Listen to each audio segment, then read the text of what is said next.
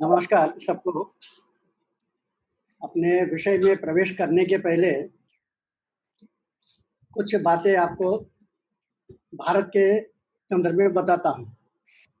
1178 में 1178 में भारत के ऊपर एक युद्ध करने के लिए मोहम्मद गोरी आया था। वो गुजरात में आया था। गुजरात में जो महारानी थी उनका नाम है नायकी देवी। उसने मोहम्मद गोरी को हरा कर भगा दिया, लेकिन इतिहास में जब जब हम जीते हैं वो बताया नहीं जाता है।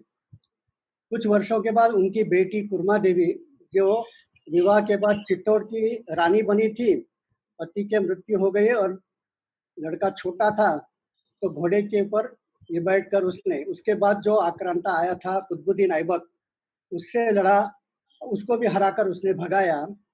यह भी बताया नहीं जाता है। और जब तक हमें अपने देश के गौरवपूर्ण इतिहास मालूम नहीं है, तो गलतियां हम बार बार करते रहेंगे। भारत में एक बहुत बड़ी कमी रही है कि हमने इतिहास लिखा नहीं। शायद वह एक कारण था कि हम 700-800 साल तक गुलाम रहे। इतिहास लिखना बहुत जरूरी है। इन दिनों की कुछ उपलब्धियां बताता हूँ। चंद्रयान, मंगलयान, पहले ही प्रयत्न में हम यशस्वी हो गए। ऐसे दुनिया में एकमेव देश भारत है। अग्नि 5 हमारे पास एक शस्त्र है जो चीन का किसी भी एक गांव तक उड़ा सकता है।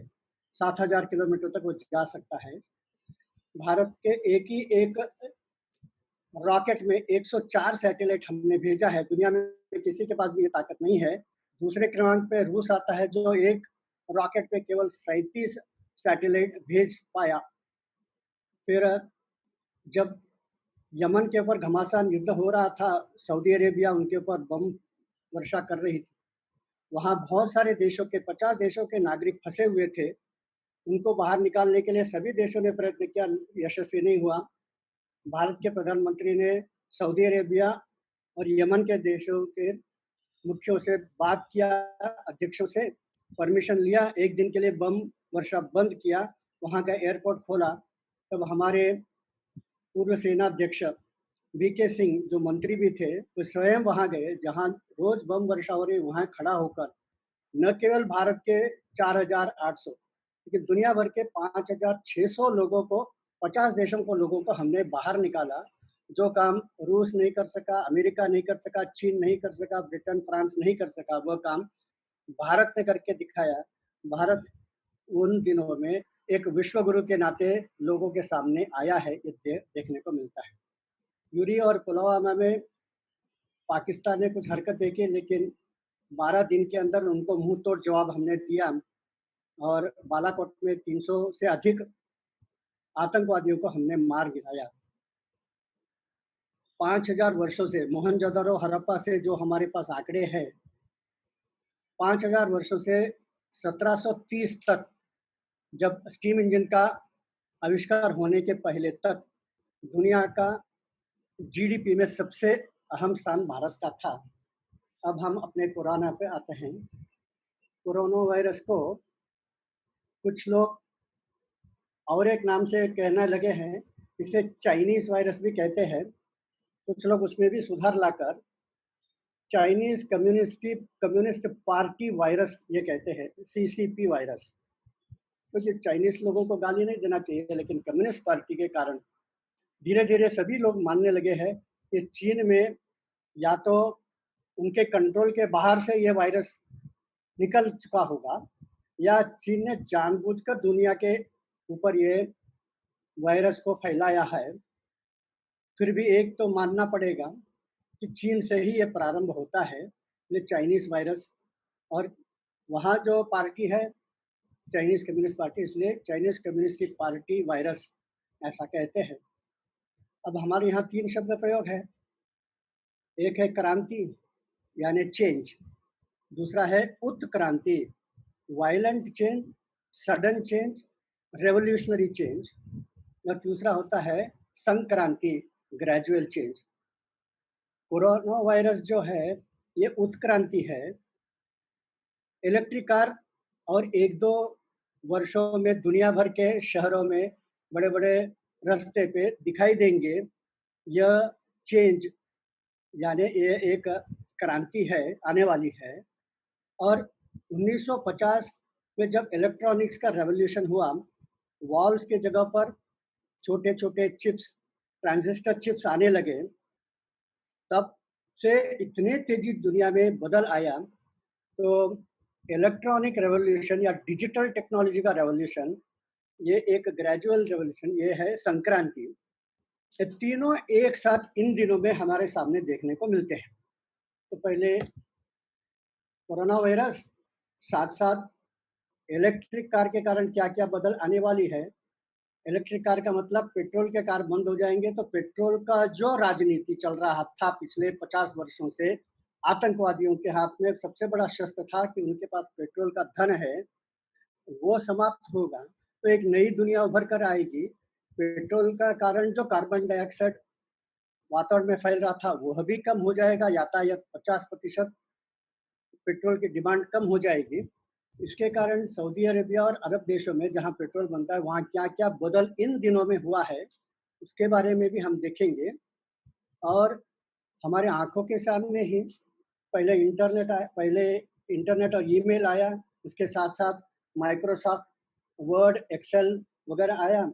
उसके बाद ये जो सोशल मीडिया में पहले व्हाट्सएप आया, बाद में फेसबुक, ट्विटर और इन दिनों में मैं आपसे जो संवाद कर रहा हूँ, ज़ूम आया है। इसके कारण भी दुनिया का नक्शा बदल गया है। इन सबको हम थोड़ा-थोड़ा देखेंगे। पहले ये जो वायरस में, तो एक गीत आजकल लोग गा रहे हैं, पुराना एक गीत है, उसी का थोड़ा-सा बदल करके। हम सब अपने कमरे में बंद हो और चाबी मोदी ले जाए।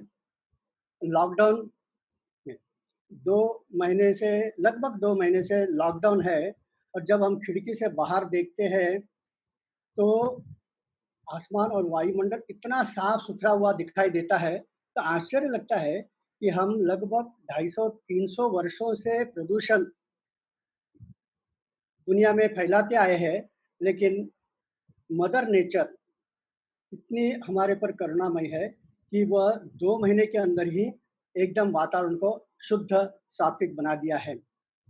इन दिनों में जो बड़े बदल आए हैं, उसमें सी फॉर कोरोना है, सी फॉर चाइना है, सी फॉर कम्युनिस्ट पार्टी है।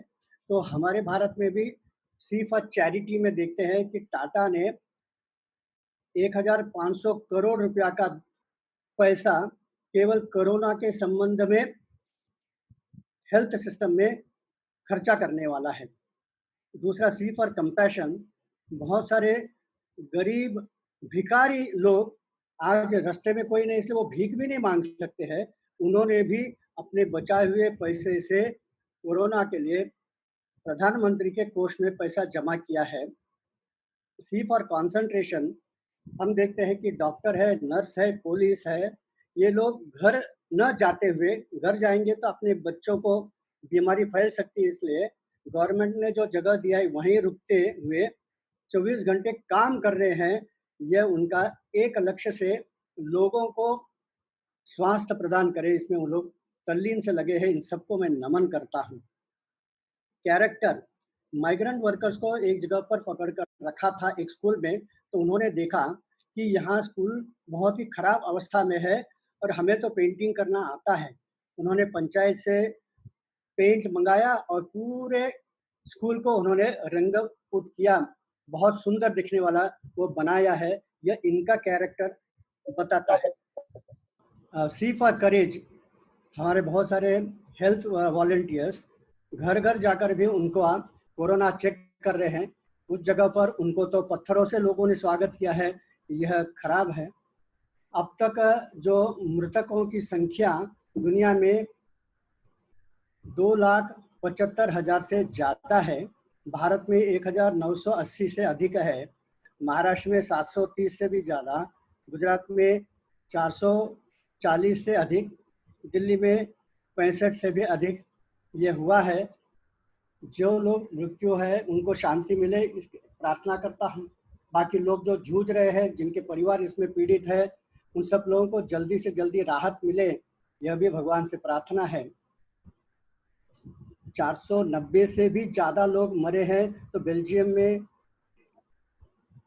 10 लाख में 450 से ज़्यादा जहाँ मरे हैं वो बेल्जियम है, स्पेन है, इटली है।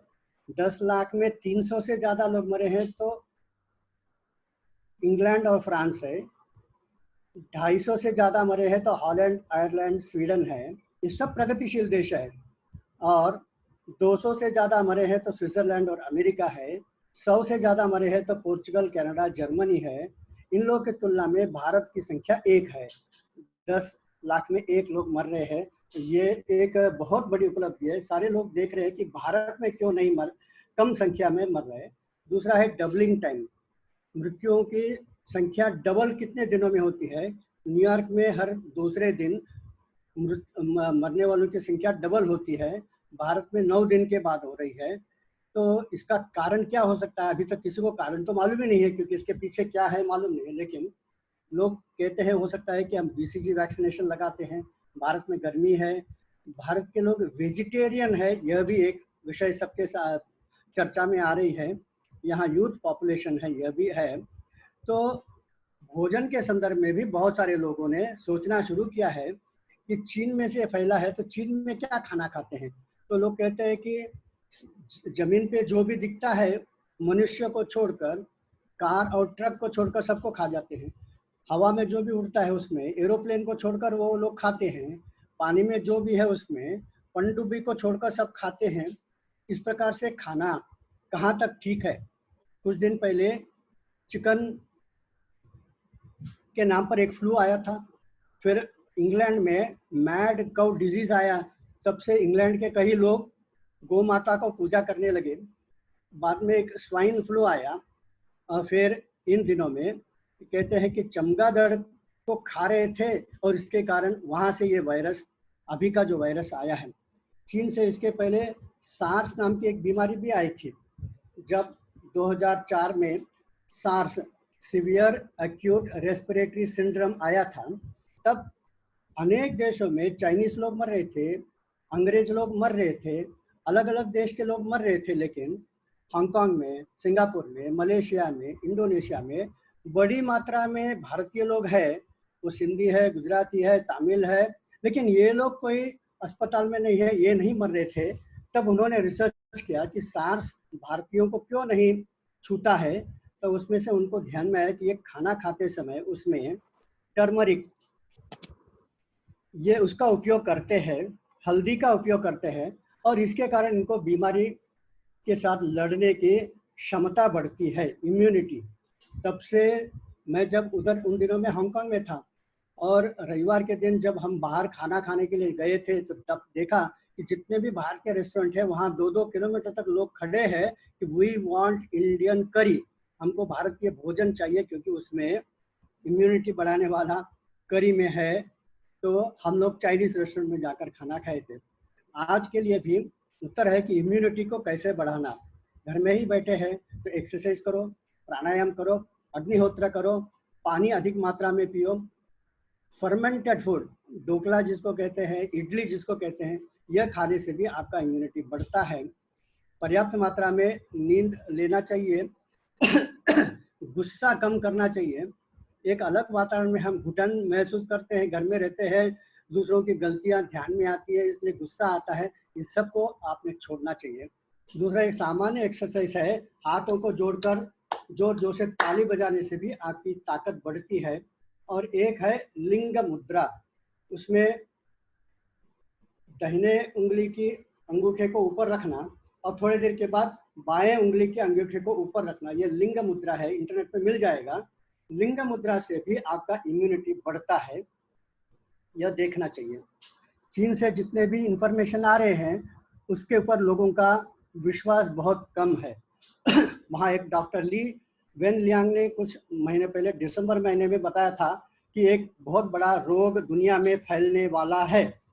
इतने में उनको आवाज बंद कर दिया, उसको पकड़ लिया था। 2 महीने के बाद 7 फरवरी को उनकी मृत्यु हो चुकी थी। बताया कि वो वायरस के कारण मृत्यु हुई है। लेकिन चीन में कुछ भी हो सकता है, इसलिए लोगों को चीन के ऊपर विश्वास नहीं हो रहा है। तो चीन के संदर्भ में जापान ने और बहुत सारे देशों ने बताया कि जो भी कारखाना आपने चीन में लगाया उसको बाहर निकालो। आप वियतनाम चले जाओ, बांग्लादेश जाइए, भारत में जाइए, कहीं भी जाइए। तो ऐसे जो बाहर निकलने वालों के लिए जापान ने 200 करोड़ डॉलर उनको मदद में राशि दी है, बाकी देश भी दे रहे हैं। भारत में आने में उनके लिए एक फायदा यह है कि भारत में आप जो भी बनाओगे उसमें से आधा तो भारत के लोग ही खरीद लेंगे, क्योंकि भारत का मार्केट का स्ट्रेंथ बहुत है, बड़ा है। वियतनाम के तुलना में, बांग्लादेश की तुलना में भारत का मिडिल क्लास जो है उसमें खरीदने की क्षमता ज़्यादा है, इसलिए आप भारत में आने में फ़ायदा है। अब सभी लोग लगे हुए हैं कि किसको कहाँ जाना चाहिए, तो यह भी एक दिखाई देता है। कोरिया में, दक्षिण कोरिया के अनेक रेस्टोरेंट में लिखा है कि यहाँ चाइनीज लोगों के लिए प्रवेश निषेध है, हम आपको अंदर नहीं लेंगे, क्योंकि उनके माध्यम से कोरोना आ सकता है, हो सकता है, वो एक कारण है। इंग्लैंड में एक अद्भुत चीज देखने को मिली है। इंग्लैंड की रानी तो बहुत ही बुजुर्ग है, इसलिए भी उसको तो बार बार तो अस्पताल जाना पड़ता है, उनकी तबीयत ठीक नहीं है। उनका जो बेटा है युवराज चार्ल्स, वो भी बीमार होकर अस्पताल में है। वहाँ के प्रधानमंत्री बोरिस जॉनसन, बीजेपी यानी बोरिस जॉनसन पार्टी उसको कहते हैं, उसकी पार्टी, तो बोरिस जॉनसन भी कोरोना का शिकार होकर आईसीयू में थे, अब आईसीयू से बाहर आए। तो उस देश को कौन संभाल रहा है?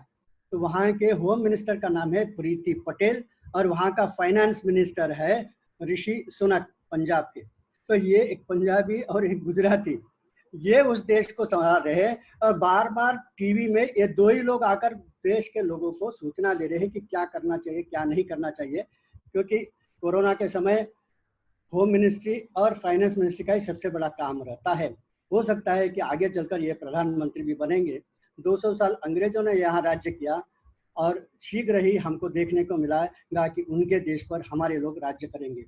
ये कोई नई चीज नहीं है, कई देशों में भारतीय लोग प्रधानमंत्री बन चुके थे।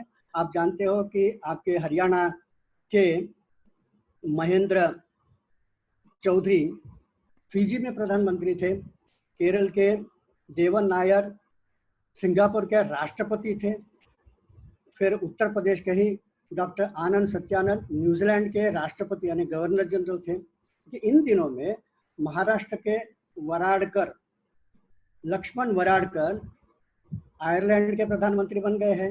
वैसे ही गोवा के एंटोनियो कोस्टा पोर्चुगल के प्रधानमंत्री बन गए हैं। तो ये इंग्लैंड भी इसी लाइन में आने वाली है। अब इन दिनों में सारे जो पेट्रोल के टैंकर्स है समुद्र में, दुनिया भर के समुद्र में ऐसे ही खड़े हैं, और जहां भी उत्पादन हो रहा है ऑयल का, उसको रखे कहाँ, ये बहुत बड़ा प्रश्न है। अमेरिका ने यह भी कह दिया कि लॉकडाउन के इस स्थिति में किसी को भी इमिग्रेशन वीजा मिलेगा नहीं, यहाँ नौकरी के लिए कोई मत आइए, और यहाँ भी जो लोग हैं, हमारे लोगों को नौकरी नहीं है तो बाहर के लोगों को धीरे धीरे हम वापस भेजेंगे। ये एक परिवर्तन आ रहा है। बहुत ही जल्दी अरब देशों से बड़ी संख्या में, लाखों की संख्या में केरल में लोग आने वाले हैं, क्योंकि वहाँ सब बंद हो गया है। लेकिन ये लोग जो आएंगे, सभी लोग के लिए व्यवस्था केरल के संघ के कार्यकर्ताओं ने किया है, और वहाँ के भी कार्यकर्ताओं ने मिलकर, इसलिए बहुत बड़ा इसका खराब परिणाम नहीं होगा, क्योंकि हम तैयारी में बैठे हैं। अब इन दिनों में 5 प्रकार के लोग काम कर रहे हैं, रास्ते में दिखते हैं। एक है मेडिकल वाले, डॉक्टर है, नर्स है, हेल्थ के संबंध में बहुत सारे लोग मरीजों के साथ काम कर रहे हैं। दूसरा है दुकानदार, जीवन के लिए आवश्यक चीज़ों को बेच रहे हैं, इकोनॉमिक, और कृषि लोग भी अपना काम कर रहे हैं। तो कुछ ना कुछ इकोनॉमिक एक्टिविटी चालू है। फिर सोशल मीडिया, टीवी के माध्यम से ही प्रधानमंत्री, राष्ट्रपति, वहाँ के मुख्यमंत्री, ये सब हमसे संवाद कर रहे हैं। सोशल मीडिया के माध्यम से बहुत सारे दुकानदार अपने दुकान में क्या-क्या सामान है ये व्हाट्सएप पे भेज देते हैं, लोग उनको ऑर्डर भी दे देते हैं, और इस प्रकार से सामान आता है। धीरे-धीरे लोगों को घर में बैठे-बैठे काम करना, घर में बैठे-बैठे सामान मंगाना, अनेक चीज़ों का अभ्यास हो गया है। कई लोगों ने ट्यूशन क्लासेस इंटरनेट के माध्यम से बच्चों को सिखाना, हिंदी सिखाना, अंग्रेजी सिखाना, गणित सिखाना, ये शुरू किया है। और ये भारत के लिए बहुत अच्छा रहेगा, क्योंकि हमारा इसके कारण ई-लर्निंग के कारण पहले भी ई-लर्निंग की व्यवस्था थी, लेकिन लोग उससे परहेज रहते थे, दूर रहते थे। लेकिन अब समझ में आ गया कि ई-लर्निंग से इसमें एक है कि एक आईआईटी का अच्छा विख्यात प्राध्यापक कहीं से भाषण देता है और कन्याकुमारी जैसे दूर शहर का एक छोटे से गाँव का आदमी, असम का एक बच्चा भी उसको सुन सकता है, प्रश्न कर सकता है, बातचीत हो सकती है, संवाद हो सकता है। मैं यहाँ चेन्नई में बैठा हूँ, मैं आप लोगों से संवाद कर रहा हूँ और बाद में आप प्रश्न भी पूछ सकते हैं। तो यह जो है इंटरनेट के फ़ायदा से जो लर्निंग में फ़ायदा आएगा, भारत का क्वालिटी बहुत बढ़ जाएगा। एक नया भारत को हम देखने के लिए हमें मिलेगा और आईओटी यानी इंटरनेट ऑफ थिंग्स के कारण बहुत सारी चीज़ें में बदल आएगी, ख़ास करके एजुकेशन में आने वाली है। फिर पॉल्यूशन फ्री हो गया। दूसरा इसमें होटल वाले इंडस्ट्री में भी बदल आएगा, क्योंकि एक घर में बैठकर ही बहुत सारे लोग नौकरी भी कर सकते हैं, इस पर भी जोर दिया जाएगा। तो फिर होटल में जाना, प्रवास करना, ये भी बहुत धीरे-धीरे कम हो जाएगा, इससे भी प्रदूषण कम रहेगा। खाने-पीने के संदर्भ में भी लोग सोचेंगे हेल्दी फूड, ऑर्गेनिक फूड और सात्विक फूड, और फूड में भी भारतीय विचारधाराओं का आयुर्वेदिक, ये सब बहुत सारे चीज़ें सामने आने वाली है। वेलनेस के संदर्भ में भी आयुर्वेद सबके सामने आएगा। फिर हमने एक देखा डोनाल्ड ट्रंप को कोई एक दूसरे देश का प्रधानमंत्री मिलने के लिए आया था, तो दोनों हैंडशेक न करते हुए नमस्ते कर रहे हैं। युवराज चार्ल्स भी कार से उतरा, लोग खड़े थे, उनको हाथ उसने सामने हाथ किया, शेक हैंड करने के लिए तुरंत हाथ पीछे किया और फिर सबको नमस्ते कर रहा है। तो दुनिया के बड़े-बड़े लीडर्स को, नेतन्याहू जैसे बड़े-बड़े आधे लोगों को नमस्ते करते हुए हम देख सकते हैं, ये हमारे लिए। दूसरा है, केवल हिंदू धर्म में मृत्यु के बाद जलाना ये प्रथा है, क्योंकि हम तो पुनर्जन्म में विश्वास करते हैं।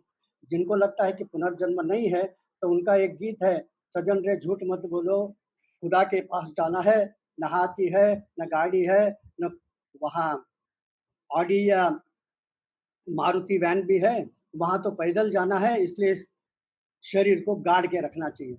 लेकिन इसके बाद श्रीलंका ने, इटली ने, स्पेन ने, अनेक देशों ने उन्होंने कानून बना दिया है कि मृत्यु के बाद कोरोना के सारे लोगों को हम जलाएँगे। उनको पता नहीं उनको स्वर्ग में जगह मिलेगा या नहीं मिलेगा, लेकिन हम उनको जलाने वाले हैं, नहीं तो रोग को हम कैसे कंट्रोल करें। तो एक क्रीमेशन भी सबके सामने आ रहा है। ऑनलाइन शॉपिंग, ऑनलाइन एजुकेशन बढ़ रहा है। अब हम और कुछ बातें देखेंगे। मैंने बताया था कि पेट्रोल के ऊपर जो निर्भरता थी वो 50% कम हो जाएगी। पेट्रोल का उपयोग फिर भी रहेगा, क्योंकि इंडस्ट्री में चाहिए, बेंज़ीन बनाने में चाहिए, प्लास्टिक इंडस्ट्री में लगेगा, वगैरह-वगैरह।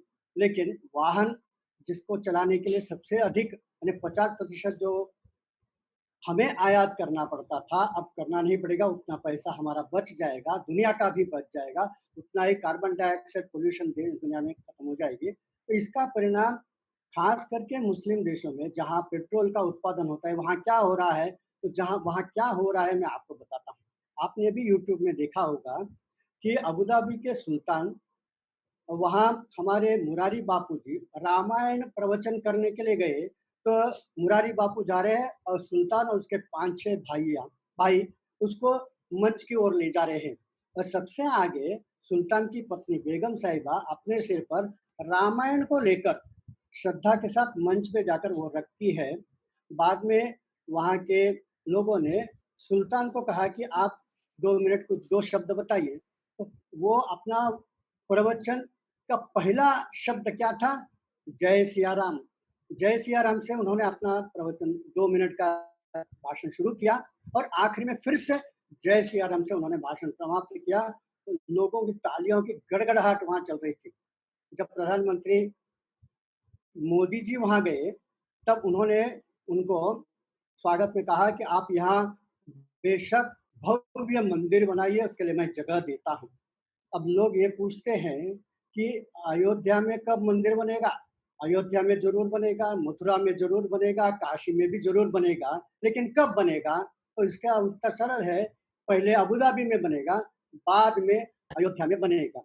इन दिनों में आपने देखा होगा कि अमेरिका में बहुत सारे चर्च बिक रहे हैं और उसे कोई न कोई हिंदू संस्था, वहाँ के हरे राम हरे कृष्णा, वहाँ जो शरणार्थी के नाते जो श्रीलंका के लोग गए हैं, हिंदू लोग, वे लोग खरीदते हैं उसको हिंदू मंदिर बनाए हैं। सिडनी में भी बहुत सारे फिजी से शरणार्थी आए थे, तो उन्होंने वहाँ का एक बहुत बड़ा चर्च खरीद कर उसे भी हिंदू मंदिर बनाया है। तो बहुत सारे चर्च बिक रहे हैं क्योंकि उसको सँभालने के लिए उनके पास पैसा नहीं है। एक दिन जब वेटिकन भी बिक जाएगा, हरे राम हरे कृष्णा उसको खरीदेगा और वहाँ एक भव्य कृष्ण का मंदिर बनेगा, उसके बाद मथुरा में मंदिर बनाने में कोई भी दिक्कत नहीं होगी।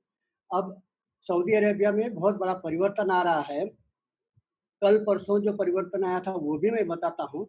एक परिवर्तन पहले से ही चल रहा है कि महिलाओं को बुर्का पहनने की कोई ज़बरदस्ती नहीं है। महिला मॉल में जा सकते हैं, सिनेमा थिएटर में जा सकते हैं, अकेले भी घूम सकते हैं, वहाँ कार भी चला सकते हैं। बहुत बड़ी बदल आ गई है। धीरे-धीरे वहाँ चुनाव भी आएगा, महिलाएँ भी चुनाव में खड़े रहेंगे, ये भी देखने को मिलेगा। तो ऐसे बदल आते हुए 2 दिन पहले उन्होंने जिन लोगों ने भी वहाँ लगभग 100 लोग को 2009 में उन्होंने इस्लाम को गाली दिया। इस्लाम को गाली यानी वहाँ केवल 2 ही पुस्तक है जिसके ऊपर आप आक्षेप लेते हो। एक है भगवान का वाक्य मानते हैं कुरान को और मोहम्मद पैगंबर के वाक्य मानते हैं हदीस को। इसके बारे में किसी ने कुछ कहा तो उसको मृत्यु दंड देते हैं। तो 109 लोगों को मृत्यु दंड दिया था 2009 में।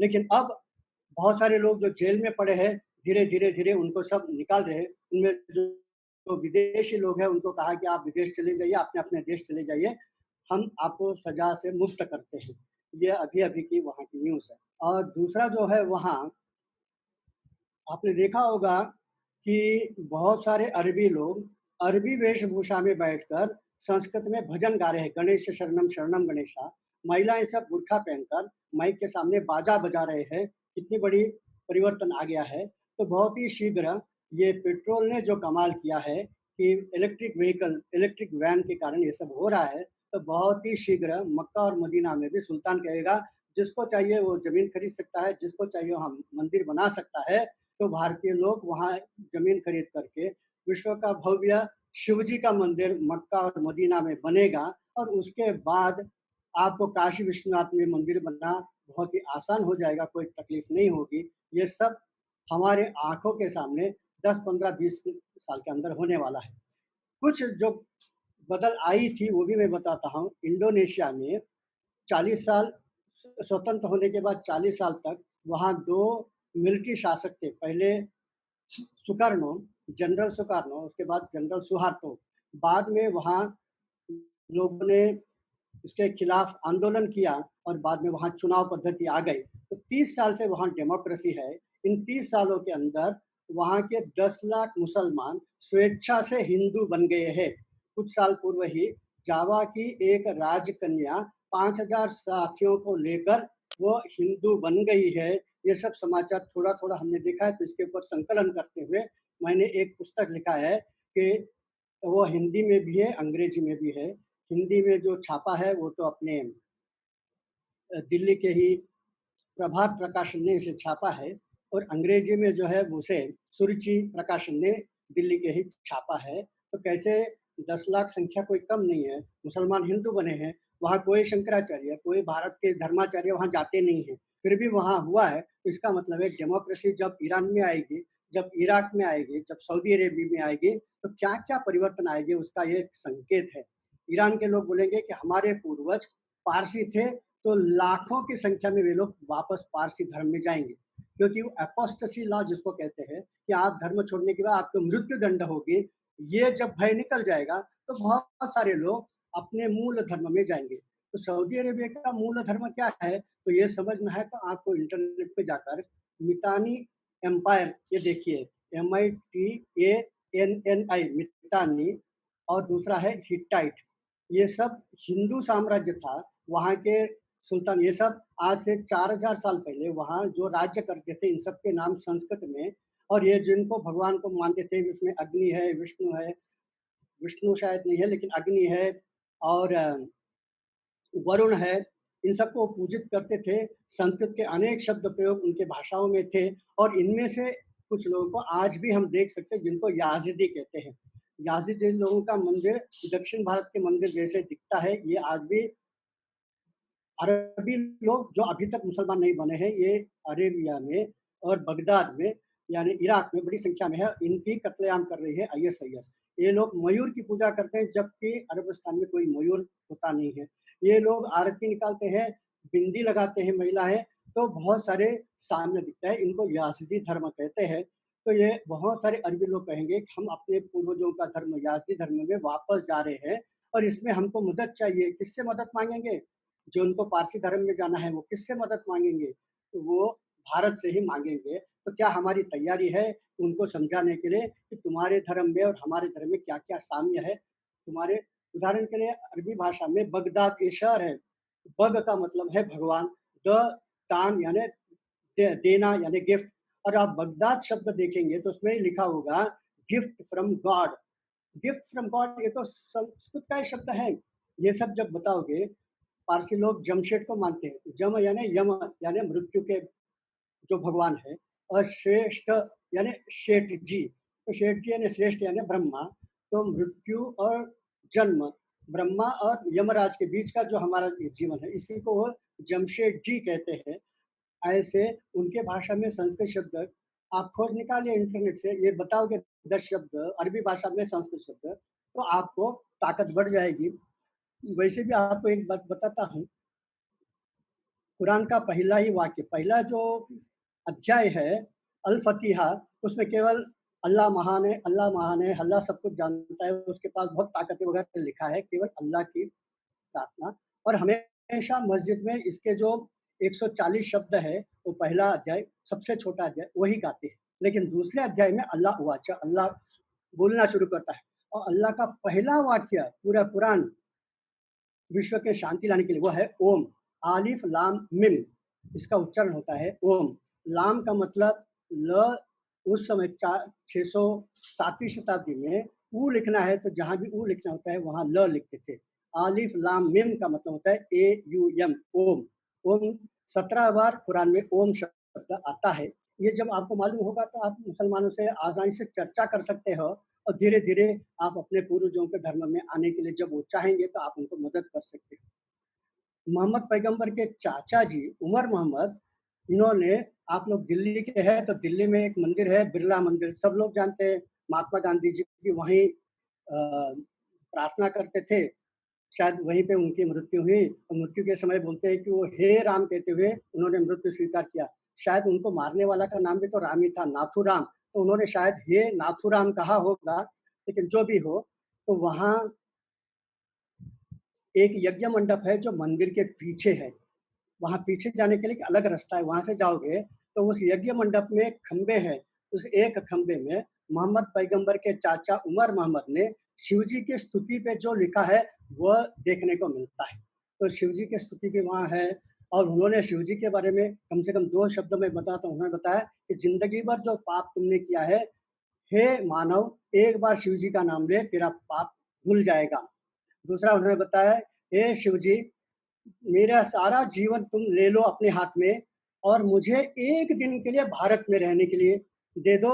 मैं मरना चाहता हूँ, लेकिन भारत में जाकर मरना चाहता हूँ। बहुत अच्छे वाक्य लिखे हैं और यह सब लाया है हमारे बिरला जी ने। यह मंदिर बना था 1930 के दशक में, तो वहाँ शायद संघ का प्रारंभ ही नहीं हुआ, इसलिए आप सैफ्रनाइज़ेशन नहीं कह सकते हो।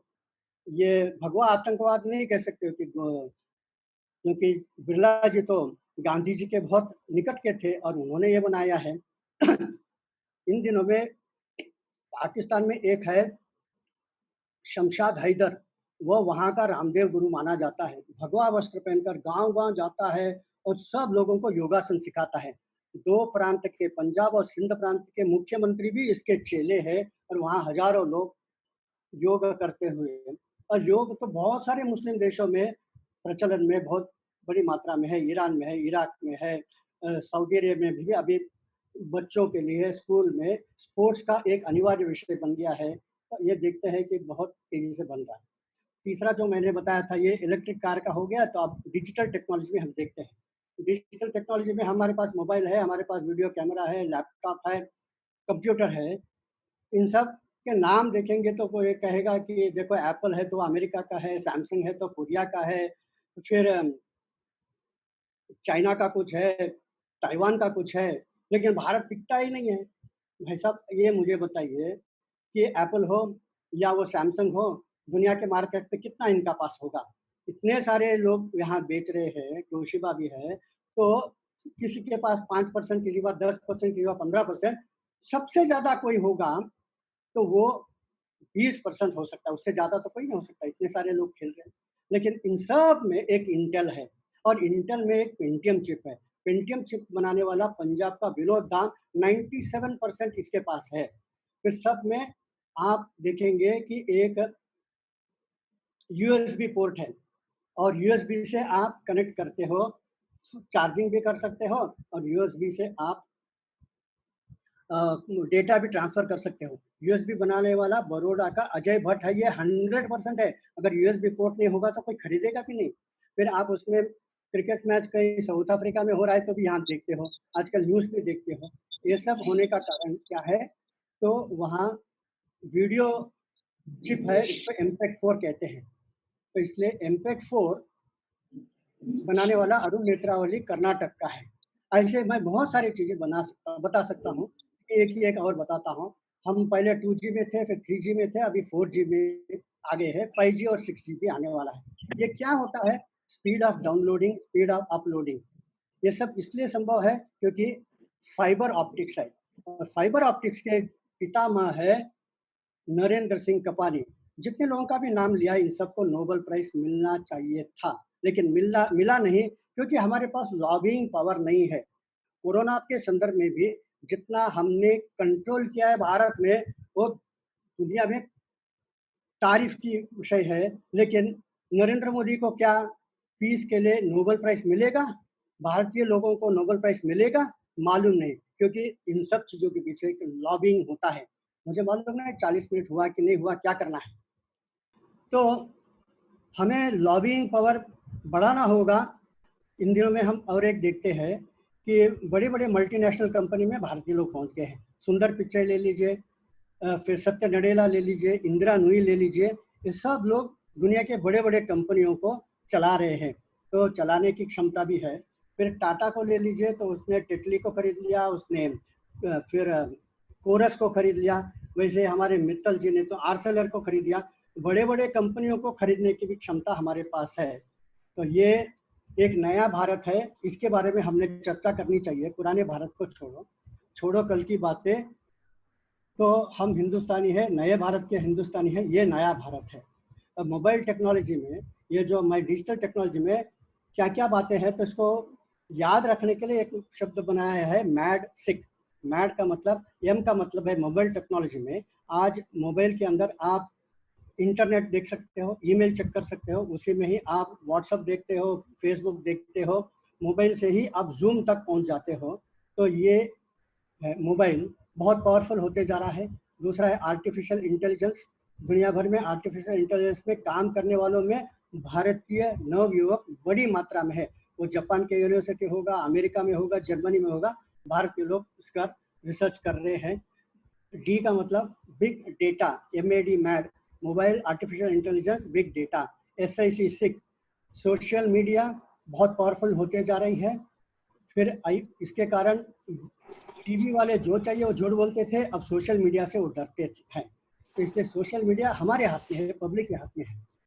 तीसरा जो है आई यानी इंटरनेट ऑफ थिंग्स, इसमें भी भारत बहुत आगे बढ़ रहा है। और क्लाउड कंप्यूटिंग, ये चीज़ है, मैथ्स, इन सब चीज़ों में भारतीयों की ताकत बढ़ रही है। तो मैंने एक बताया कि कोरोना और उसमें भी भारत का स्थान, तो भारत को लोग मानते हैं कि सबसे ज़्यादा कंट्रोल भारत ने किया है। भारत के पास आयुर्वेद है, तो आगे चलकर भविष्य के लिए जो हमें वेलनेस, हेल्थ केयर के लिए भारत से बहुत कुछ सीखना होगा। भारत के खान-पीन और भारत का आयुर्वेद, भारत का योगासन, भारत का संतुलन जीवन, ये सब उभर कर आने वाला है। और फिर एजुकेशन में बहुत बड़ा क्रांति आएगा, क्योंकि इंटरनेट के माध्यम से एजुकेशन गांव-गांव तक फैलने वाला है। तो रिजर्वेशन के कारण जो कुछ लोगों को तकलीफ होता था, रिजर्वेशन भी खत्म हो जाएगा। दुनिया में ट्रैवल और दुनिया में होटल इंडस्ट्री में बदल आएगी, और फिर प्रिंट मीडिया में भी बहुत बदल आने वाला है। बिना न्यूज़पेपर के हम लोग रहते हैं, घर में कोई न्यूज़पेपर डालता ही नहीं है, तो धीरे धीरे अंग्रेजी न्यूज़पेपर के जगह पर केवल टीवी ही रहेगी, लोग अंग्रेजी न्यूज़पेपर को लेना भी बंद कर देंगे। तो अंग्रेजी न्यूज़पेपर के माध्यम से कुछ लोग देश में इंटेलेक्चुअल यानी टेररिज्म, जिसको हम अर्बन नक्सलिज्म कहते हैं, इनका भी आवाज़ बहुत कम हो जाएगा। आजकल इनको कौन सुनता है? अब वो ट्विटर में आकर गाली देना शुरू कर रहे हैं, लेकिन धीरे उसके बाद में ट्विटर में इतने सारे लोग उनको उत्तर दे रहे हैं। और इसमें मैं एक महिला को मैं आपके सामने विषय रखना चाहूँगा, डॉक्टर उमा मधुसूदन। अमेरिका में उन्होंने मरीजों के लिए जितना काम किया है, तो उसको मानते हुए उनको कहा कि आप घर से बाहर खड़े रहिए, और आप वीडियो में देख सकते हैं, और आपको हमारे प्रशासन के 100 लोग, उसमें पुलिस के बड़े-बड़े अधिकारी लोग और हेल्थ सिस्टम के बड़े-बड़े अधिकारी आपके घर से जाते समय 1 मिनट के लिए रुकेंगे, हॉर्न बजाएंगे, आपको नमस्ते धन्यवाद देकर वो आगे निकलेंगे। तो 100 लोगों ने उनको धन्यवाद थैंक्स किया। उन 100 लोगों के साथ मैं भी उनको 101 नंबर में एक सैल्यूट मारता हूँ। भारत के अनेक डॉक्टर अमेरिका में काम कर रहे हैं, भारत के अंदर और भारत के विदेशों में भी। सेवा भारती और सेवा इंटरनेशनल के माध्यम से बहुत प्रचंड मात्रा में काम हो रहा है। अगर सचमुच नोबेल प्राइज देना है तो सेवा भारती और सेवा इंटरनेशनल को भी देना चाहिए। लेकिन ठीक है, इसमें हमारे पास पहले तो एक भारत की संपूर्ण इतिहास की भी जानकारी हमें होना चाहिए, और फिर लॉबिंग पावर भी होना चाहिए। मैं यहाँ रुकता हूँ। मैंने आपके सामने क्रांति, उत्क्रांति और संक्रांति तीनों बात बताई है। अब बताइए, आप में से किसी को कुछ प्रश्न पूछना हो तो दीपक अग्रवाल जी संभाल रहे हैं, आपने उनको एसएमएस कर दीजिए, तो उसमें से वो पढ़कर मुझे पूछेंगे। डिस्प्लेस्ड वर्कर्स हैं, जो खासकर ये कोविड की वजह से वर्कर्स एक स्टेट से दूसरी स्टेट में जो पलायन हो रहा है इनका, इसकी वजह से इतनी प्रॉब्लम शायद होने वाली है कि जो इकोनॉमिक ग्रोथ हमारी इतनी ज्यादा इफेक्ट होने वाली है कि शायद ये साइकिल दोबारा 6 महीने और 8 महीने तक लेट हो सकता है सारे नॉर्मल स्थिति आने में। तो इस चीज को रोकने के लिए ऐसी चीज ना हो, और हमें इसमें क्या आप समझते हैं कि करना चाहिए और हमारे सिस्टम में क्या बदलाव होना चाहिए, इसमें मैं आपकी राय जानना चाह रहा था भाई साहब। देखिए, भारत सरकार जितना काम कर रही है इन दिनों में, उतना शायद ही कोई दुनिया का गवर्नमेंट करता होगा। ये माइग्रेंट वर्कर्स के लिए भी बहुत कुछ काम कर रहा है, इसलिए वो सावधानी ध्यान में रखते हुए कर रही है। ये एक कोरोना जो है ये नॉर्मल चीज़ नहीं है, ये मानना पड़ेगा। इसलिए कुछ न कुछ होता रहता है और सूझबूझ के साथ काम करना चाहिए।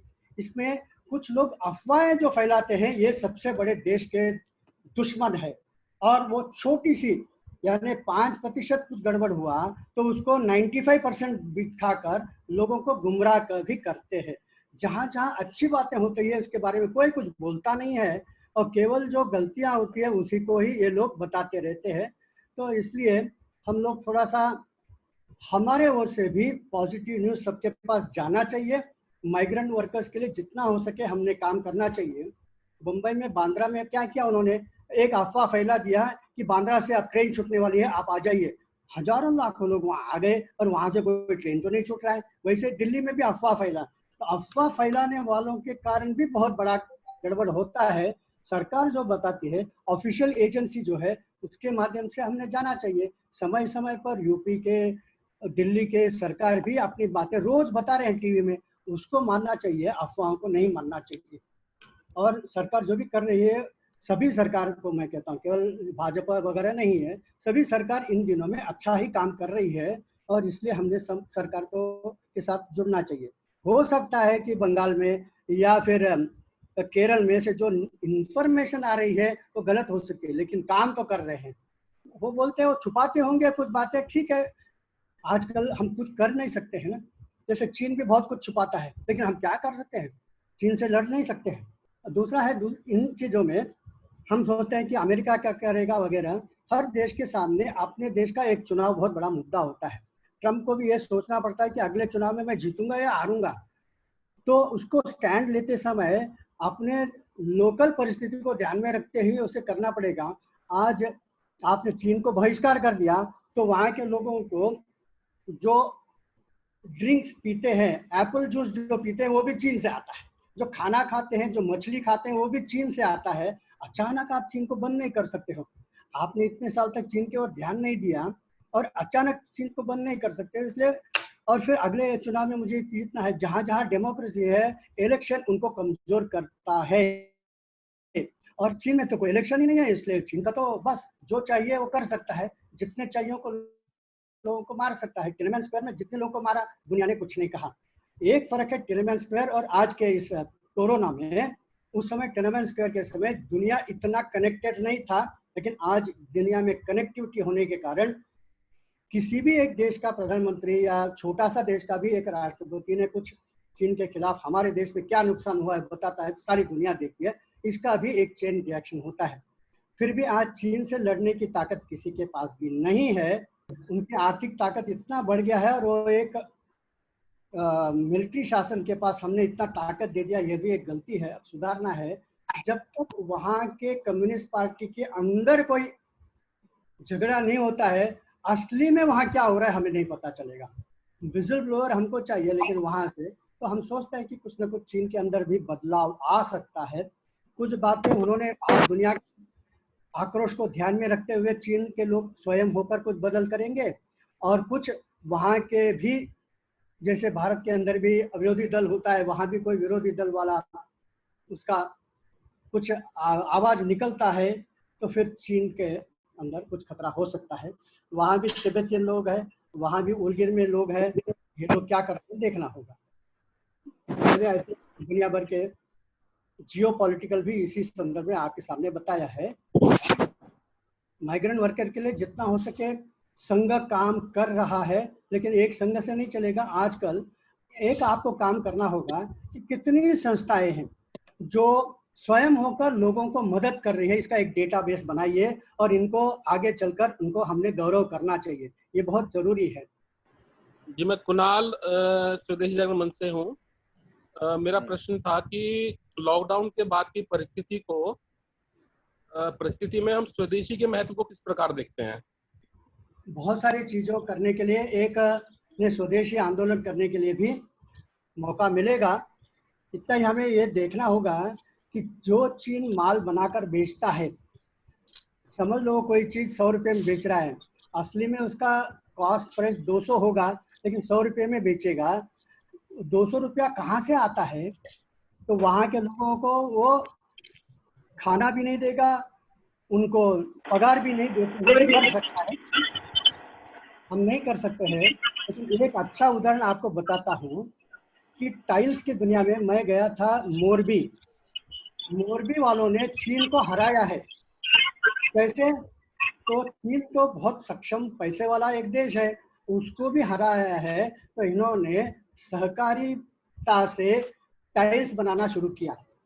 तो वहाँ कोई भी टाइल्स कंपनी किसी एक मालिक का नहीं है, कई मालिक मिलकर, जिसको हम कोऑपरेटिव मूवमेंट कहते हैं, उसके माध्यम से उन्होंने वह बनाया है।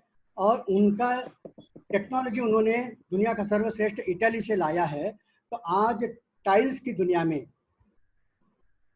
एक नंबर क्वालिटी, और दुनिया के व्यापार में मोर देन 5% चीन से भी बेहतर क्वालिटी में, चीन से भी सस्ता में ये लोग बेच रहे हैं।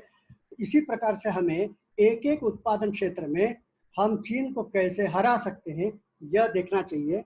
तो उसके लिए कई उद्योगपतियों को एकत्र आकर काम करने का स्वभाव बनाना पड़ेगा, यह बहुत अच्छा रहेगा।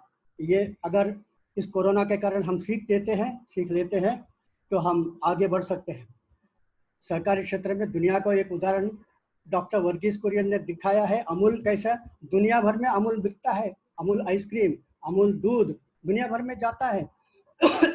इस प्रकार से हमें वर्ल्ड स्टैंडर्ड के कई उत्पादन बनाने होंगे, और ये हो सकता है अगर हम कोऑपरेटिव मूवमेंट को थोड़ा सा आगे लाएंगे। हमारे यहाँ बहुत सारे ऐसे इंडस्ट्रियल क्लस्टर्स है देश भर में। शिवकाशी में पटाखे बनाते हैं, कैलेंडर्स बनाते हैं, प्रिंटिंग टेक्नोलॉजी है दक्षिण भारत में। वैसे वहाँ तिरुपुर करके एक जगह है, वहाँ का जो टी शर्ट बनता है दुनिया का क्वालिटी में 1 नंबर का है। और दुनिया में अच्छे अच्छे बड़े बड़े मॉल में से आप खरीदेंगे बहुत बढ़िया टी शर्ट, और भारत में आकर उसको खोल के देखेंगे अंदर कहीं ना कहीं छुपा हुआ लिखा रहेगा मेड इन तिरुपुर करके, वो यहीं से खरीदो ना, आधे दाम में मिल जाएगा। तो वर्ल्ड स्टैंडर्ड के हमारे लोग बनाते हैं, तो हम भी उस मानसिकता से बाहर निकले कि वर्ल्ड स्टैंडर्ड के हम बना सकते हैं और उसको दुनिया में मार्केटिंग कर सकते हैं। अच्छा रवि जी भाई साहब, ये जो अपने भारत की संस्कृति का ये जो परिवार की रचना है, ये एक बहुत बड़ा स्तंभ है। तो ये जो परिवार की अपनी रचना महापुरुषों ने करी है, इसका अनुकरण बाकी के देशों में भी क्या ऐसा हो रहा है? ऐसा है कि कुछ बातें लोगों के सामने आया है कि आप किसी भी राष्ट्रपति के भाषण अच्छी तरह से सुनोगे तो उसमें यही बताता है कि फैमिली वैल्यूज, और फैमिली वैल्यूज के लिए कहाँ देखेंगे तो भारतीय परिवारों को देखेंगे। इंग्लैंड में बताया जाता है, यानी वहाँ के स्कॉटलैंड यार्ड का भी रिपोर्ट है, पुलिस वालों का ये कहना है कि भारतीय बच्चे जिन विद्यालयों में पढ़ते हैं वहाँ के अंग्रेज बच्चों में भी अनुशासन देखने को मिलता है। और भारतीय बच्चों में अनुशासन है इसलिए क्योंकि जब बच्चा स्कूल छूटने के बाद घर जाता है, दुनिया में 50% बच्चे जिनके घर में या तो माँ है या तो बाप है, दोनों नहीं है, ऐसे घर में जाते हैं। बहुत बड़ी 50% बच्चों के लिए दोनों माता पिता है ऐसा नहीं है, लेकिन भारतीय बच्चे जब घर वापस जाते हैं, अधिकांश बच्चे 99% लोग अपने स्वयं दोनों बायोलॉजिकल पेरेंट्स के घर जाते हैं। इसलिए इनमें अनुशासन है, इसलिए ये बुद्धिमान भी है। आईटी फील्ड में सब जगह पर भारतीय भारतीय भारतीय दिखाई देते हैं, दुनिया भर में रिसर्च हो रहा है तो भारतीय दिखाई देते हैं, इसलिए कि इनके बायोलॉजिकल पेरेंट्स एक ही छत के नीचे रहते हैं। इसलिए भी हमें ये सब सीखना है। दुनिया में एक और देखा है कि बड़े बड़े कंपनी, एनरॉन कंपनी डूब गई। क्यों डूब गई? तो वहाँ के जो अंदर जो CFO था, चीफ फाइनेंशियल ऑफिसर, वहाँ के CEO था, इन्होंने गड़बड़ करके घोटाला करके पैसा छुपा करके वो अर्जेंटीना में, चिली में भाग गए। तो ऐसे बहुत सारे कंपनी डूब गई। तो बहुत सारे बड़े बड़े कंपनियों को डुबाने वाले ये बॉस्टन से पढ़ के आते हैं, ये शिकागो से पढ़ के आते हैं, एक केलॉग से पढ़ के आते हैं, जिनको आज तक हम समझते थे कि दुनिया के सबसे बड़े यूनिवर्सिटी है, लेकिन सबसे बड़े राक्षसों को भी इन्होंने ही तैयार किया है। We have created the most intelligent rascals of the world। और इससे अगर हमें बदनामी से बचना है तो हमको भगवत गीता सिखाना पड़ेगा। तो लोगों ने बताया कुरान सिखाओ, बाइबल सिखाओ, तो वहाँ के वाइस चांसलर ने बताया in a structured way ethics can be taught only through Bhagavad Gita. Ramayana Bhagavad Gita को अब दुनिया मानने लगी है। तो ये सब चीजें आंखों के सामने हो रहा है। तो हिंदुत्व अनेक प्रकार से दुनिया के सामने आ रही है। भारत में हमारे सामने करप्शन एक विषय है, इसको ठीक करना है तो आपको भारत भगवत गीता को एक राष्ट्रीय ग्रंथ बनाना पड़ेगा। भले वो गवर्नमेंट की ओर से हो ना हो, हम लोग भी तो प्रचार कर सकते हैं। जब भी हमें भाषण देना है तो भगवत गीता से हम दे सकते हैं। एक भगवत गीता को जितना ऊपर ला सकते हो, क्योंकि दुनिया ने तो उसको मान लिया कि भगवत गीता से ही आ सकता है। इस प्रकार से हमें मार्केटिंग, हमारे हर एक चीजों को प्रोडक्ट करना है। एक है फिजिकल प्रोडक्ट और एक है हमारा विचारधारा। तो दोनों ही, तो आपने जो बताया है कि फैमिली वैल्यूज बहुत अर्जेंट है, बहुत चाहिए, और इसी के कारण आज हमारे श्री श्री रविशंकर, माता अमृतानंदमयी, दलाई लामा और आज इन दिनों में जग्गी वासुदेव जी को दुनिया भर के बड़े बड़े यूनिवर्सिटी में बुलाते हैं और भाषण उनका सुनते हैं। क्यों? बड़े बड़े उद्योगपति बुलाते हैं, उनके CEO के सामने भाषण क्यों रखते हैं? क्योंकि इसमें वैल्यू सिस्टम वो बताते हैं। इसलिए केलॉग भी आपको मालूम होगा, केलॉग बहुत प्रसिद्ध है सीरियल में, और वो केलॉग भी वेजिटेरियन है। हमें एक केवल इंफॉर्मेशन के लिए बताया, लेकिन हमने और एक ब्रांड को रिप्लेस कर सके ऐसे भारतीय ब्रांड को लाना होगा। इसमें रामदेव बाबा ने बहुत बड़ा काम किया है, इसलिए और भी ऐसे लोग आगे आ सकते हैं। दुनिया भर में भारतीय लोग फैले हुए हैं, बहुत सारे देशों में भारतीय विचारधारा के लोग, भले वो भारतीय हो या हिंदू हो, राष्ट्रपति प्रधानमंत्री बन गए हैं। बहुत ही शीघ्र ही भगवत गीता के ऊपर लेने वाले एक राष्ट्रपति अमेरिका में भी आएगी। जैसे वो तुलसी गब्बार्ड है, ऐसे कोई ना कोई अंग्रेज भी आदमी राष्ट्रपति बनेगा और भगवत गीता के ऊपर से वो भाषण देगा। ये सब परिवर्तन आने वाले हैं, तो इसके लिए हम लोग प्रोडक्ट में भी हमको आगे आना पड़ेगा।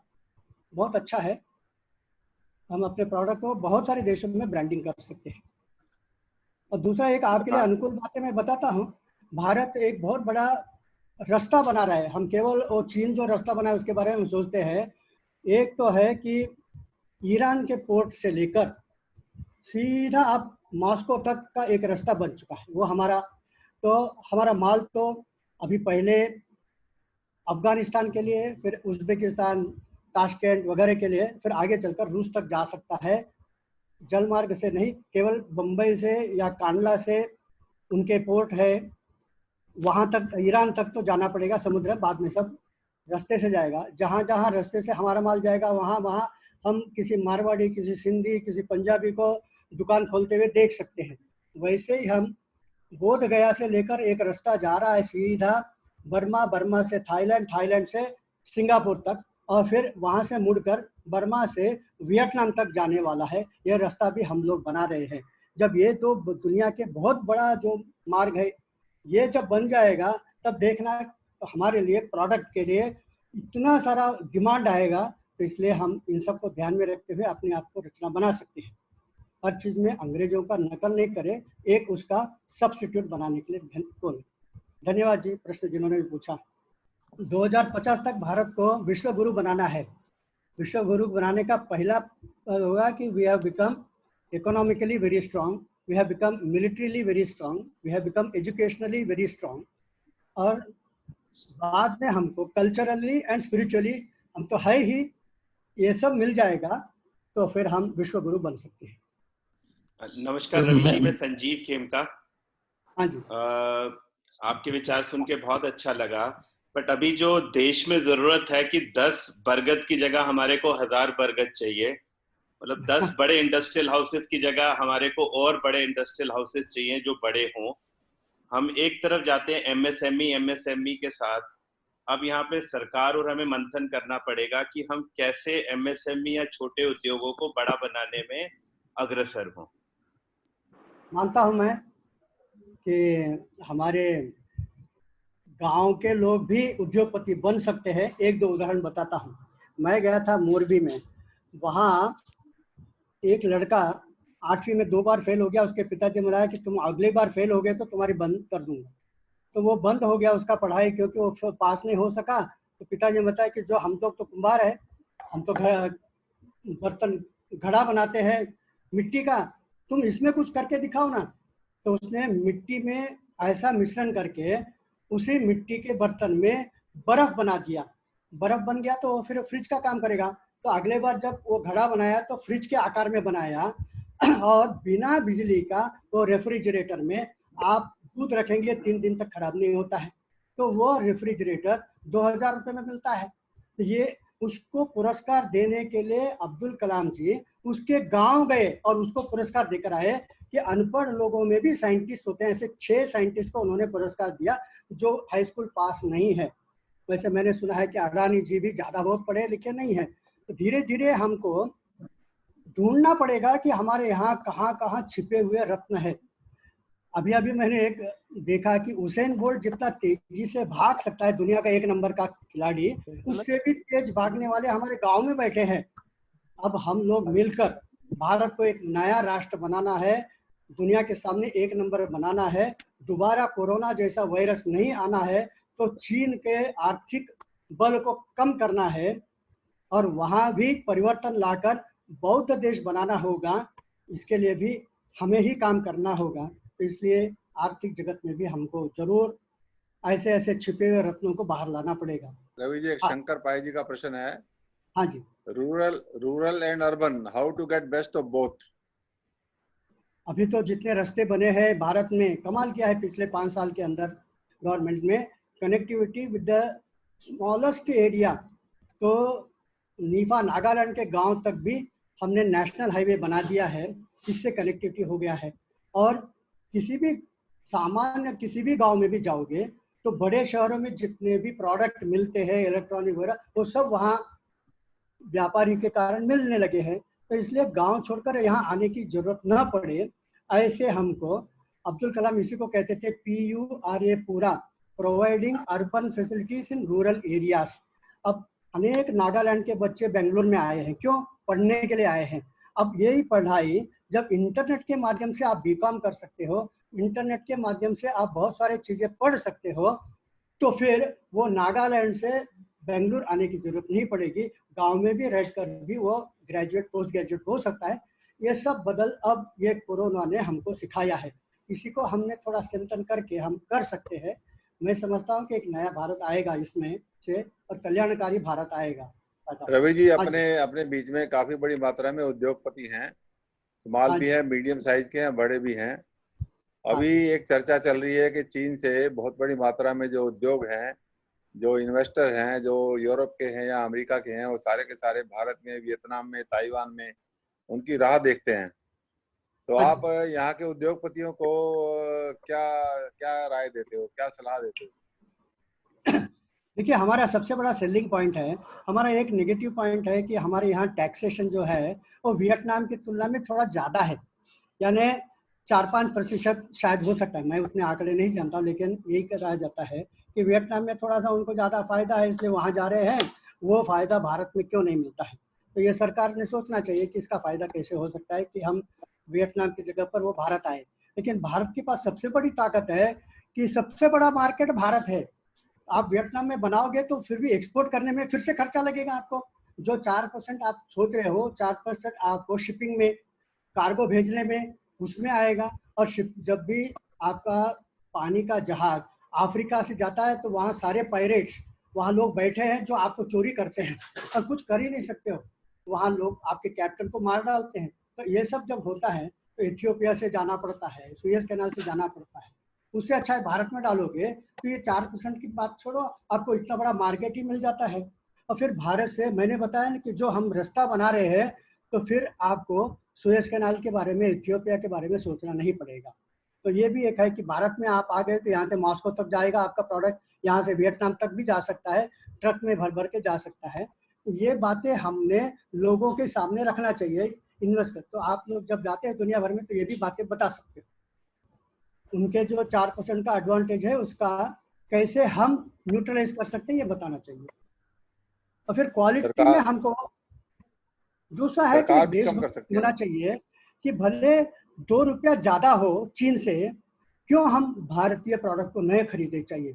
अगर आपने 2 रुपया का सोचकर वहां का प्रोडक्ट खरीदते हो, उसके साथ कोरोना भी आता है, तो क्यों ना हम 2 रुपया ज्यादा देकर भारत के लोगों को मदद करें। यह देशभक्ति की भावना भी जगाना पड़ेगा। यह तो काम संघ और बाकी स्वयंसेवी संस्थाओं ने भी करना चाहिए। भाई साहब, ये निखिल चावला जी हैं, हमारे यहाँ इंडस्ट्रियलिस्ट हैं, दवाइयों का मैन्युफैक्चरिंग करते हैं और हिंदुस्तान में ही बनाते हैं और काफी कुछ ये एक्सपोर्ट करते हैं। हाँ जी भाई साहब, चावला जी। हाँ जी, मैं नमस्कार जी रवि जी, मैं आपके ध्यान में दो तीन बातें लाना चाहूंगा। हमारी जो मेडिसिन की सबसे बड़ी दिक्कत है, हमारा 70% रॉ मटेरियल चाइना से आता है। हाँ जी। जबकि जहां तक हम फॉर्मुलेशंस का तल्लक है, वो maximum number of formulations are sold out of India to rest of the world including America. तो मैं अगर ये कहूं कि दुनिया की हर तीसरी गोली जो बाहर लोग खाते हैं वो इंडिया से बनी होती है, तो ये स्टेटमेंट भी गलत नहीं है। हाँ जी। पर हमारी जो डिपेंडेंस है रॉ मटेरियल मैन्युफैक्चरिंग में, वो इतनी ज्यादा बढ़ गई है। अब मोदी सरकार ने अभी 3 फार्मा पार्क अनाउंस किए हैं, जो कि एक तेलंगाना में है, एक हिमाचल में है और एक अपना हैदराबाद के पास है। तो इसमें भी कम से कम 2-3 साल लगेंगे। इसमें कोई इतनी जल्दी तो मार्केट ढूंढना पड़ेगा कि और कौन सा देश चीन की जगह पर हो सकता है, क्योंकि रॉ मटेरियल आपको चाहिए। रॉ मटेरियल कहाँ हो सकता है, उन देश में भी हमारा एक देश बनाना पड़ेगा। वो देखना पड़ेगा कहाँ है, अफ्रीका में कहीं है क्या उसके लिए जो रॉ मटेरियल, और उसका प्रोसेसिंग हम क्यों नहीं करें वहाँ बैठकर। मैं तो इसमें अभी ये जब से ये कोरोना के साथ साथ ये इकोनॉमिक वॉर शुरू हो गई है, तो चाइना ने जितनी कंपनियां जो रॉ मटेरियल बेचती हैं उन्होंने वहां पे अपने कार्टेल बना लिए हैं। जो चीज 200 रुपए की थी वो अब 300 रुपए में बेचते हैं, कोई भी सस्ता नहीं उसको कर रहा, और उस वजह से हमारी दवाइयां बड़ी महंगी हो रही हैं। ऐसा है कि एक नियम है कि जैसे करोगे वैसे भरोगे। अगर वो पैसा ज्यादा लगाते हैं और लोग खरीदेंगे नहीं तो चीन तो डूबेगा ना, क्योंकि उसके सामने आर्थिक संकट भी आएगा। लोग अगर बैन करते हैं, उनके प्रोडक्ट नहीं खरीदेंगे तो भी उनको संकट है, क्योंकि उनके यहाँ केवल 30% उत्पादन उनके देश के लिए बनाता है, 70% तो विदेश के लिए बनाता है, और विदेश के लोग नहीं खरीदेंगे तो भी संकट है। और कितने लोगों को मार डालेगा। केवल मरवाना ये कोई सोल्यूशन नहीं हो सकता है लॉन्ग टर्म में। तो उनको भी सोचना पड़ेगा, दुनिया के साथ रहना है तो हमें कैसे व्यापार करना है, और तब तक हम भी ढूंढेंगे एक पर्याय। हमको तो चीन के हर एक चीज के लिए एक पर्याय देखना पड़ेगा। हर चीज हम नहीं कर सकते। मैंने प्रश्न पूछना, मैं हाथ खड़ा कर काफी क्या हो सकता है। जापान और कोरिया उनका दुश्मन है ना, तो वहां से हम क्या क्या खरीद सकते हैं करना पड़ेगा। और उनके साथ जिसको प्रश्न पूछना है तो चैट पे भी जा सकता है। चीन के साथ हम लड़ रहे हैं, चीन हमारे साथ आ जाओ और हम तुम दोनों मिलकर कर सकते हैं। तो कोरिया आपको मदद करेगा, जापान आपको मदद करेगा, फिलीपींस आपको मदद करेगा। अब जैसे ही भारत ने ये कहा कि नजदीक के जो देश है उसमें चीन भी है, उनके जो माल आएगा उसके ऊपर हम प्रतिबंध लगाने वाले हैं, हर चीज को हम आने नहीं देंगे। इसका बहुत सारे देशों ने स्वागत किया, क्योंकि कि इतना हिम्मत तो हमारे में नहीं है। तो सारी दुनिया देख रही है कि भारत क्या करेगा, कैसे करेगा। मेरा से जी नमस्कार जी रवि जी, मैं पानीपत से हूँ और मैं एक्सपोर्ट का मेरा बिजनेस है। हाँ जी। दो चीजें मेरे को ध्यान में नहीं आ रही हैं जो आपसे मैं क्लियर करना चाहता हूँ।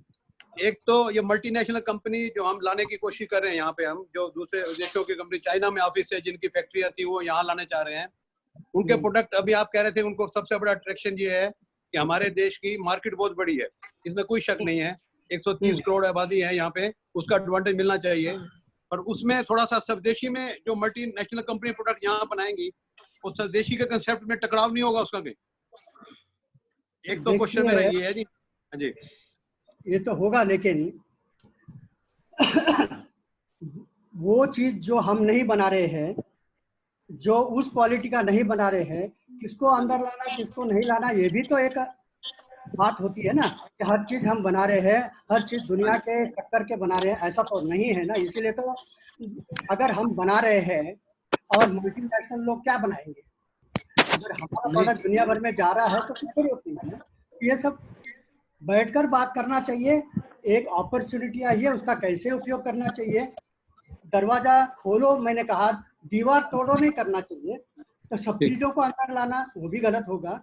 इसलिए गलती हमने किया है तो दोबारा वो गलती नहीं करें, तो सोच समझकर उसके लिए एक पैनल बनाएंगे तो हो सकता है। एक मेरा दूसरा क्वेश्चन है जी, एक अभी ना मैं एक्सपोर्ट करता हूँ, कई एक कंपनी से मेरा वहाँ कॉन्ट्रैक्ट हुआ यूएसए में, वो मेरा यूएसए का कस्टमर है, वो यहाँ से परचेज करना चाहते हैं। वो चाइना को छोड़कर चाइना वाले को वो कह रहे हैं कि आप जो चाइना प्रोडक्ट बनाता आप बनाइए, और हमने यहाँ कोशिश की बनाने की। Our products were much much better than the Chinese product. पर प्रॉब्लम ये है कि रॉ मटेरियल हमें चाइना से लेना पड़ता है, वो और चाइना से रॉ मटेरियल यहाँ के लेके आते हैं तो फिर हमारी कॉस्ट बढ़ जाती है।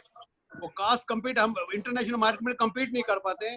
सरकार को कुछ ऐसा प्रोडक्ट निकालना चाहिए, अगर प्रोडक्ट यहाँ भी अवेलेबल है और उसकी क्वालिटी ठीक नहीं है, और that is not approvable in the US market या इंटरनेशनल मार्केट, उसका क्या ये अड़चन है? अगर ये प्रॉब्लम दूर हो जाए तो बहुत ज्यादा हिंदुस्तान का एक्सपोर्ट बढ़ सकता है। अभी बदली हुई परिस्थिति में आप सोचिए कि आपको रॉ मटेरियल देने के लिए बाकी देश भी तैयार हो जाएंगे।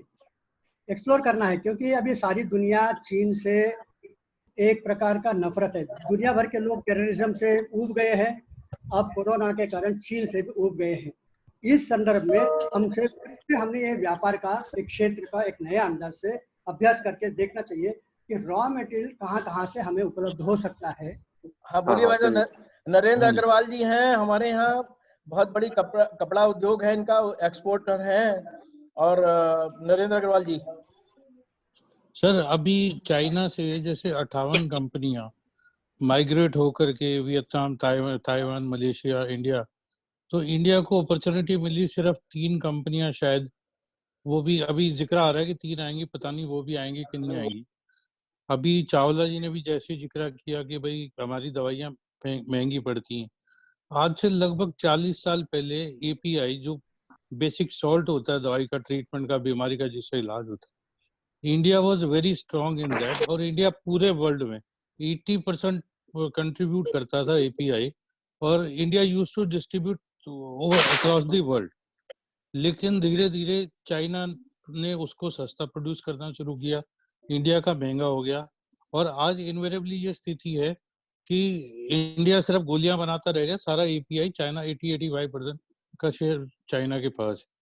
इसी तरीके से अगर हम अपीयरेंस की बात करें या किसी भी प्रोडक्ट की बात करें, तो हिंदुस्तान की मैन्युफैक्चरिंग कॉस्ट 14-15% ज्यादा है, और क्वालिटी भी, मतलब ओइंग टू पावर की क्वालिटी ले लो या और जितनी है, तो जैसे चर्चा हो रही है कि भाई चाइना से इंडस्ट्रियां लानी है, तो मुझे लगता है कि हम हाथ पे हाथ ही रखेंगे, हम इस अपॉर्चुनिटी को कैश नहीं कर पाएंगे। इसके ऊपर वी शुड डू समथिंग। आप इस बारे में, आपके क्या विचार हैं? हर चीज का मेरे पास नहीं है, लेकिन आप जो कह रहे हैं इसके बारे में और भी लोग सोचते होंगे। क्या हुआ, ऑस्ट्रेलिया के वित्त मंत्री ने कहा कि हम एक नया इक्वेशन बनाएंगे, क्योंकि हमको चीन के बगैर का विश्व के बारे में सोचना है। उसके बाद वहाँ का एम्बेसडर, चाइना का एम्बेसडर ने ऑस्ट्रेलिया को इतना गाली दिया है। जब वो क्रोधित होकर बोलता है, इसका मतलब है तुम भी हार गए, तुम भी तो डर रहे हो। तो अब ऑस्ट्रेलिया भी एक पहल ले रहा है कि भले 2 रुपया ज्यादा देना पड़ेगा, हम भारत से खरीदेंगे, हम दूसरे देशों से खरीदेंगे, चीन से नहीं खरीदेंगे। ये एक नई सोच है, इसका भी आपको फायदा मिलेगा। क्योंकि कोरोना का पहले का, देखिए हम जब स्कूल में पढ़ते थे तब एक होता था बीसी और एडी, बिफोर क्राइस्ट और आफ्टर डेथ। अभी एक नया शब्द आया है, बीसी यानी बिफोर कोरोना, एसी यानी आफ्टर कोरोना, और डीसी यानी ड्यूरिंग कोरोना। तो एसी यानी आफ्टर कोरोना का दुनिया का व्यापार का बहुत सारे इक्वेशंस बदलने वाले हैं। उसकी भी और जरा देखना, पुरानी इक्वेशंस को भी ध्यान में रखो, और कैसे हम अपने आप को और मजबूत बना सकते हैं ये देखना चाहिए। तो जहाँ जहाँ से जापान ने सब साफ कह दिया है कि सारे कंपनियों को यहाँ से बाहर निकालो, हम आपको पैसा देते हैं, बाहर चले जाओ। कोरिया ने कह दिया कि हमको चीन से कुछ नहीं लेना है। ऑस्ट्रेलिया भी कह रहा है कि हम चाइना से माल नहीं खरीदेंगे। इसका मतलब दूसरे से खरीदेंगे तो पैसा देंगे, देने के लिए तैयार है वो लोग। उसके लिए हम $200 बिलियन बाहर निकाल के रखते हैं, ऐसा बोलते हैं ना वो लोग। इन सब चीज़ों का भी थोड़ा सा अभ्यास करिए। और फिर आज की जो सरकार है वो भी इन सब चीज़ों को देख रही है। इतना अच्छा अनुकूल सरकार इसके पहले तो कभी था ही नहीं, तो इसलिए सरकार की ओर से भी कुछ होगा, इसलिए हम आशा रखें। नहीं, ये एक संघ के प्रचारक हैं, बहुत सालों से विदेश में काम करते हैं, अभी ब्रह्मा म्यांमार में हैं, वो 1-2 मिनट बोलना चाहते हैं। जी नमस्कार, सभी को नमस्कार। आज क्या सेवा कार्य नमस्कार जी। मुझे बहुत भाग्य से आज मुझे रवि जी ने बताया कि ज्वाइन होने के लिए, तो मैं अपने आप को एक भाग्य समझता हूं कि एक अच्छा गोष्ठी में मैं उपस्थित रहा, और आप सभी को मेरा प्रणाम। और यहाँ पर मैं गत 5 साल से हूँ।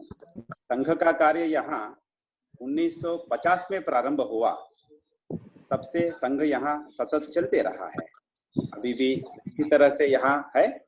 और समाज में भी संघ का नाम अच्छा है, और यहाँ के प्रशासन में भी हिंदू के विषय में कुछ जानकारी प्राप्त करना है तो यहाँ के प्रशासन संघ को पूछेगा, हिंदू के बारे में कुछ करना है तो ऐसे एक मान्यता यहाँ पर है।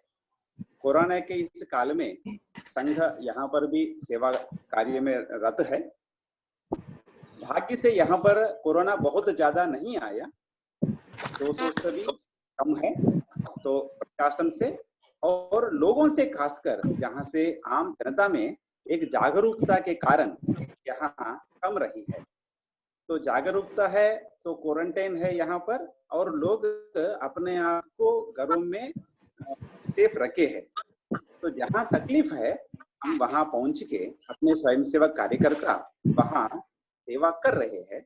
यहाँ हॉस्पिटलों में कुछ सुविधा जहाँ कम रहती है वहाँ अपने स्वयंसेवक जाके वहाँ माप ये करने का, मापने का, और डॉक्टर्स को पहनने का जो ड्रेस है वो सब अभी दे रहे हैं। और जगह जगह जाके अपने हिंदू हो या बाकी कोई हो तो वहां पर उनको इसके कारण घर पे रहे और कामकाज नहीं रहने के कारण भोजन की सुविधा थोड़ा असुविधा हुई। वहां पर एक 15 दिन की राशन हम अभी देना प्रारंभ किए हैं। इसमें ये कार्य अभी प्रारंभ हुआ। तो यहाँ का कोरोना का स्थिति ये है। और बर्मा तो भारत से एकदम लगा हुआ है। अगर भारत ने सूर्य की ओर देखा यानी पूर्व के ओर देखा तो पहला देश है वो बर्मा है। तो बर्मा से संबंध जोड़ना, पर यहाँ पर जो आप सभी इंडस्ट्रियलिस्ट ऐसे मुझे ज्ञात हुआ, तो यहाँ इंडस्ट्रीज कम है।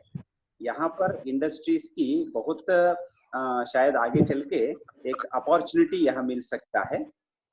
अभी तो पूरा देश चाइना से और थाईलैंड से और मलेशिया से, कोरिया से डिपेंडेंट है। लगभग 90% विदेशों से आते हैं और यहाँ देश चलता है। तो आगे आगे यहाँ पर इंडस्ट्रीज डेवलप हो और अपने उद्योगपति यहाँ कुछ स्टडी करके कुछ यहाँ करे तो शायद एक अपॉर्चुनिटी बन सकता है। ये बहुत ही बड़ा एक सेंटर बन सकता है, क्योंकि भारत का बगल का देश है, एकदम सटा हुआ देश है और एंशिएंट रिलेशनशिप है, यानी सांस्कृतिक विरासत है। ये बर्मा के लोग और भारत से जुड़े हुए हैं, कनेक्टेड है। और पूरा बर्मा समाज बुद्धिस्ट समाज रहने के कारण उनका पिलग्रिमेज बोध गया है। तो जैसे हम काशी जाते हैं या कोई मक्का जाता है, तो वैसे ही यहाँ के लोग जीवन में एक बार बोध गया जाना पवित्र मानते हैं, धन्य मानते हैं।